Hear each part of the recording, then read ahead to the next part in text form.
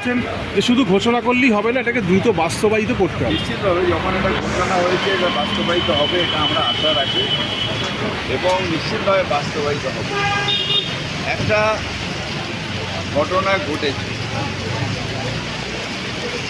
যে ঘটনা একটা ক্রিমিনাল কনস্পিরেসি, ক্রিমিনালরা ঘটিয়েছে। একটা ছেলেকে অ্যারেস্ট করেছে, তার পিছনে কেউ আছে না আছে আমরা জানি না। এটা যারা ইনভেস্টিগেশন এজেন্সি তারা বলতে পারবে, তারা জানে, যারা ইনভেস্টিগেশন করছে। সুতরাং আমাদের উচিত হচ্ছে যে ওদের শুধু এইটুকু বলা যে তাড়াতাড়ি করো, ইনভেস্টিগেশন তাড়াতাড়ি করো, কোর্টের সামনে বিচারের জন্যে আর্জি জানাও। ঠিক আছে বলতে এই যে তদন্ত প্রক্রিয়া চলছে, এর মধ্যে যে গুজব ছড়ানোর অভিযোগ উঠছিল বারবার, এগুলো খুব অন্যায়। যাদের নোটিশ দেওয়া হয়েছে কলকাতা পুলিশের পক্ষ থেকে, তাদের মধ্যে ডাক্তার কুণাল সরকার, লকেট চট্টোপাধ্যায়। কুণাল সরকার বলছেন যে মুখ বন্ধ করার জন্য, লকেট চট্টোপাধ্যায় বলছেন এই তৎপরতা তদন্তের সময় দেখানো উচিত ছিল পুলিশের। কী বলবেন? তদন্তে তৎপরতা পুলিশ দেখিয়েছে, সেই জন্য তো আমরা আশা করেছিলাম যে রবিবারের মধ্যে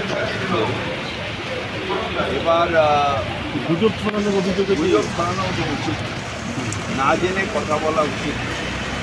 আমি তো এখন সিবিআই তদন্ত করছি, আমি তো ইচ্ছে করলে আরও 5টা আনপটটা কথা বলতে পারতাম, কিন্তু আমি বলছি না।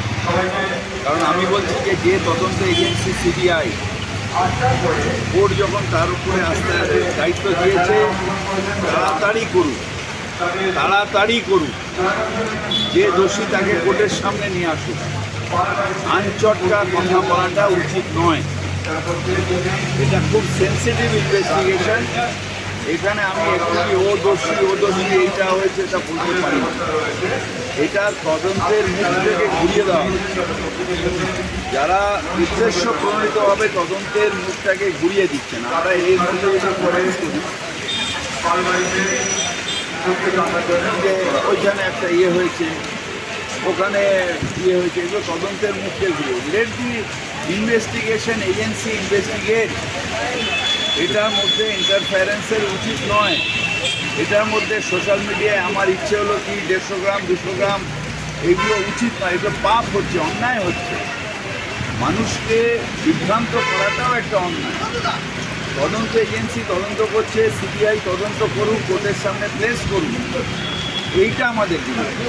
এখানে এনারা বলছেন যে এরা এরকম কিছু করেইনি, মানে লকেট চট্টোপাধ্যায়। সেটা দেখে নেন, সেটা নিশ্চিতভাবে দেখে নেন।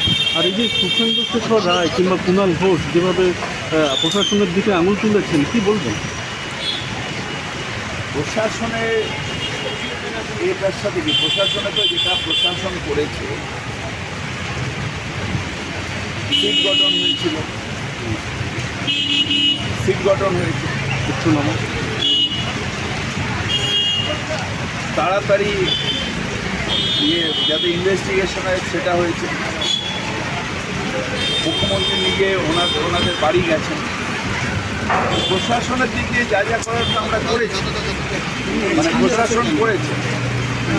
সুতরাং এখন এই যে বলা হচ্ছে ইনভেস্টিগেশনের মুখ ঘুরিয়ে এ নয় ও নয়, এখন পলিটিক্যালি এসে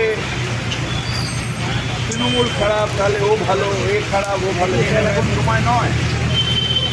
সেটা ইলেকশনের সময় দেখা যাবে।